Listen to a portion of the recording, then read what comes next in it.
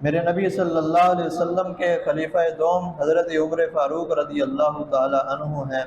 آپ نے اپنی زندگی اس طرح گزاری جس طرح گزارنے کا حق تھا۔ حضرت ابوبکر صدیق رضی اللہ تعالی عنہ کے بعد آپ کو خلیفہ مقرر کیا گیا۔ ایک صحابی جن کا نام حضرت عوف رضی اللہ تعالی عنہ ہے، آپ بیان کرتے ہیں کہ میں نے ایک رات خواب دیکھا، اور خواب میں کیا دیکھتا ہوں کہ حضرت عمر فاروق رضی اللہ تعالی عنہ پر لوگ طعن و تشنیع کر رہے ہیں، آپ کو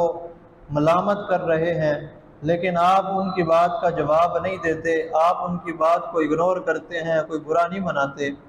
پھر میں دیکھتا ہوں کہ آپ کو خلیفہ بنایا جا رہا ہے،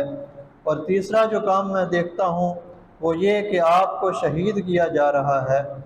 اور جب میں صبح اٹھا تو میں حضرت ابوبکر صدیق رضی اللہ تعالی عنہ کی بارگاہ میں حاضر ہوا اور آ کر اپنا خواب سنایا، تو حضرت ابوبکر صدیق رضی اللہ تعالی عنہ نے فرمایا کہ جاؤ عمر کو میرے پاس بلاؤ، ان کے سامنے یہ خواب سنانا۔ تو میں گیا اور حضرت عمر فاروق رضی اللہ تعالی عنہ کو اپنے ساتھ لے کر حضرت ابوبکر صدیق رضی اللہ تعالی عنہ کی بارگاہ میں حاضر ہو گیا،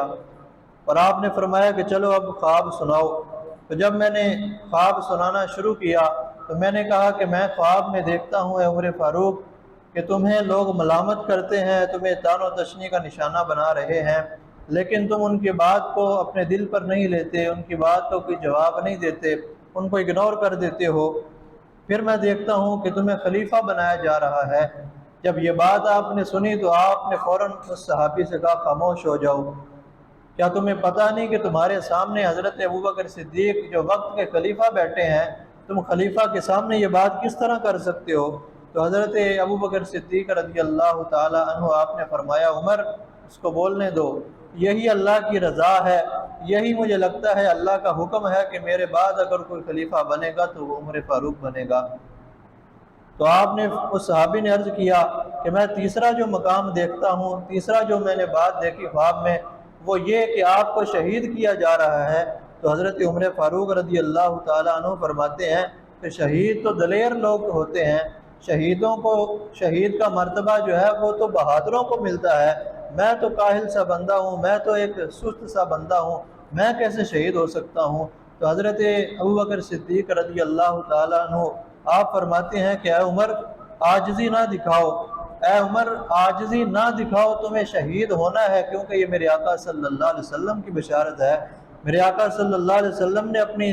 زندگی میں آپ کو فرما دیا تھا کہ آپ نے شہید ہونا ہے، اور میں اس بات پر خوش بھی ہوتا ہوں کہ آپ کو شہادت کا مرتبہ حاصل ہوگا، لیکن ساتھ ہی مجھے اس بات کا بھی غم ہے کہ امت مسلمہ میں سے ایک ایسا بہادر عظیم شخص اٹھ جائے گا۔ میرے مسلمان بھائیوں، آج ہم یہ دعائیں کرتے ہیں کہ ہمیں حضرت عمر فاروق رضی اللہ تعالیٰ عنہ جیسا حکمران ملے، آج ہم یہ دعائیں کرتے ہیں کہ ہمیں حضرت عمر فاروق رضی اللہ تعالیٰ عنہ جیسی عدالت نصیب ہو جائے، تو یہ تبھی ہوگا کہ جب ہم صحابہ کی زندگی کو اپنا لیں گے، یہ اس وقت ہوگا جب ہم صحابہ کی زندگی کو اپنے اوپر لاگو کر لیں گے۔ جس طرح کی زندگی حضرت عمر فاروق رضی اللہ تعالیٰ عنہ نے گزاری اسی طرح کی زندگی گزاریں گے۔ آپ کی زندگی کیسی ہے؟ آپ نے اپنی زندگی کو کیسے گزارا؟ جب فلسطین میں آپ جانے لگے، بیت المقدس کو فتح کر لیا گیا، آپ نے اپنے ساتھ ایک غلام کو لیا اور آپ کے کپڑوں پر 36 پیوند لگے ہوئے ہیں۔ 22 لاکھ مربع میل کا حاکم ہو اور کپڑوں پر 36 پیوند لگے ہوں، پاؤں میں جو جوتی ہے وہ بھی ٹوٹی ہوئی پہنی ہو۔ جب آپ راستے میں سے گزر رہے ہیں، ملک شام آیا، ایک نہر گزری، آپ نے اپنے موزوں کو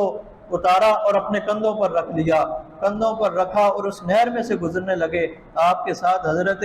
عبد الرحمن بن عوف موجود ہیں، وہ کہنے لگے اے عمر یہ کیا کر رہے ہو؟ سامنے شام کے بڑے بڑے وزیر موجود ہیں، سامنے بڑے بڑے یہودیوں کے ان کے پوپ موجود ہیں، ان کے مولوی موجود ہیں، اور آپ یہ کیا کر رہے ہو؟ اتنی بڑی سلطنت کا وزیر ہو کر، اتنی بڑی سلطنت کا حاکم ہو کر آپ اپنے کندھوں پر ان موضوع کو رکھ رہے ہو، یہ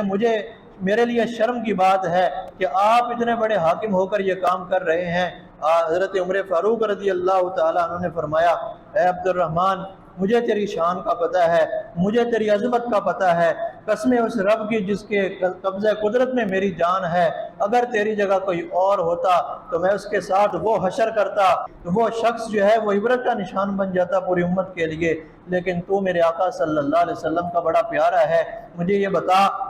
کہ رسول اللہ صلی اللہ علیہ وسلم سے پہلے ہمیں کوئی جانتا نہیں تھا، اسلام سے پہلے ہمیں اس دنیا میں کوئی سمجھتا کچھ نہیں تھا۔ آج اگر عمر جو ہے وہ اس بڑی سلطنت کا حاکم بنا ہے تو یہ اسی اسلام کی وجہ سے بنا ہے۔ آج اگر عمر کو یہ عزتیں ملی ہیں تو یہ اسی اسلام کی وجہ سے بنی ہے۔ یہ موزوں کو کندھوں پر رکھنے سے بے عزتی نہیں ہوگی، بے عزتی اس وقت ہوگی، اور یہ پیغام تمام امت کے لیے ہے، قیامت تک آنے والی امت کے لیے یہ پیغام ہے کہ کپڑے پھٹے پرانے پہننے سے بے عزتی محسوس نہ کرنا، کپڑے پھٹے پرانے پہننے سے، موزوں کو کندھوں پر رکھنے سے بے عزتی نہیں ہوگی۔ بے عزتی اس وقت ہوگی جب تم اسلام کو چھوڑ دو گے، تمہارا وقار اس وقت ختم ہو جائے گا جب تم اسلام کو چھوڑ کر دوسروں کی طرف نظر جمالو گے، جب تم اسلام کو چھوڑ کر اغیار کی طرف نظر جمالو گی، جب تم اسلام کو چھوڑ کر دوسروں کے سامنے ہاتھ پھیلانا شروع کر دو گے، تم ذلیل و خوار ہو جاؤ گے۔